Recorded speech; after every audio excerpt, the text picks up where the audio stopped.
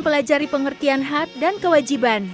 Hak dan kewajiban adalah dua konsep yang saling terkait dalam konteks hukum, etika, dan kehidupan sosial. Hak adalah sesuatu yang secara moral atau hukum dianggap sebagai milik seseorang atau kelompok. Hak memberikan kebebasan atau kekuasaan kepada individu untuk melakukan sesuatu atau mendapatkan sesuatu. Hak dapat dibedakan menjadi beberapa jenis, seperti 1. Hak asasi manusia, hak yang dimiliki oleh setiap individu tanpa terkecuali, seperti hak untuk hidup, hak atas kebebasan berpendapat, dan hak untuk mendapatkan pendidikan. 2. Hak hukum, hak yang diatur oleh undang-undang, seperti hak atas properti, hak kontrak, dan hak atas perlindungan hukum. 3. Hak sosial, hak yang berkaitan dengan kesejahteraan sosial, seperti hak atas kesehatan, pendidikan, dan pekerjaan. Selanjutnya yaitu kewajiban. Kewajiban adalah tanggung jawab atau tugas yang harus dilakukan oleh individu atau kelompok, baik secara moral maupun hukum. Kewajiban biasanya berkaitan dengan tindakan yang harus dilakukan untuk memenuhi hak orang lain atau untuk menjaga ketertiban dalam masyarakat. Kewajiban dapat mencakup 1. Hak untuk mendapatkan pendidikan, hak diimbangi dengan kewajiban untuk belajar kewajiban. 2.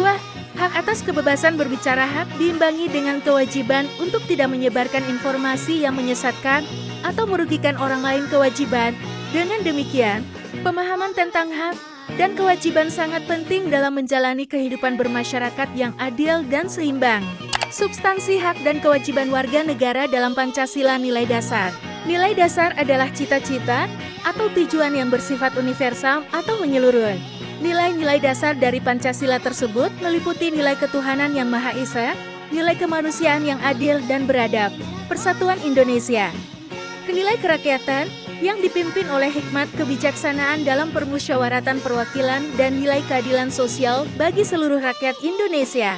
Nilai ketuhanan menunjukkan keyakinan bangsa Indonesia terhadap Tuhan dan mengarahkan masyarakat Indonesia terhadap sebuah negara yang membuat warganya merdeka untuk memeluk agama, menghormati, dan tidak memaksakan atau berlaku diskriminatif antarumat beragama. Nilai kemanusiaan berisi penerapan nilai kemanusiaan dalam negara Indonesia. Hal ini tampak dari sikap saling menghargai satu sama lain. Nilai persatuan adalah salah satu cara agar Indonesia mampu menjadi bangsa yang kuat. Meski memiliki latar belakang suku, budaya, ras, dan agama yang berbeda, tidak kunjung membuat Indonesia berhenti untuk bersatu dan meraih cita-cita negara. 4. Nilai kerakyatan. Sebagai warga negara Indonesia, setiap orang mempunyai kedudukan, hak, dan kewajiban yang sama. Meski memiliki hak masing-masing, sebaiknya warga Indonesia harus memperhatikan kepentingan bersama. 5. Nilai keadilan. Tujuan bangsa Indonesia adalah menciptakan kesejahteraan sosial baik sandang maupun pangan tanpa adanya kesenjangan. Tujuan itu ingin dicapai dari segi sosial, ekonomi, budaya, maupun politik. Nilai instrumental berarti nilai-nilai turunan dari nilai dasar yang dituangkan dalam berbagai ketentuan konstitusional, baik dalam UDNRE tahun-tahun 1945, peraturan pemerintah, keputusan presiden, maupun peraturan daerah. Nilai praksis. Nilai praksis adalah nilai yang dijabarkan dalam kehidupan sehari-hari. Kendati begitu, nilai praktis dari Pancasila selalu berubah-ubah seiring dengan perkembangan zaman dan juga perkembangan dari nilai-nilai instrumental yang menjadi dasarnya. Kasus pelanggaran hak dan pengingkaran kewajiban warga negara. 1. Penyebab terjadinya pelanggaran hak dan pengingkaran kewajiban warga negara. A. Sikap egois atau terlalu mementingkan diri sendiri. B. Rendahnya kesadaran berbangsa dan bernegara. C. Sikap tidak toleran. D. Penyalahgunaan kekuasaan. E. Ketidaktegasan aparat penegak hukum. 2.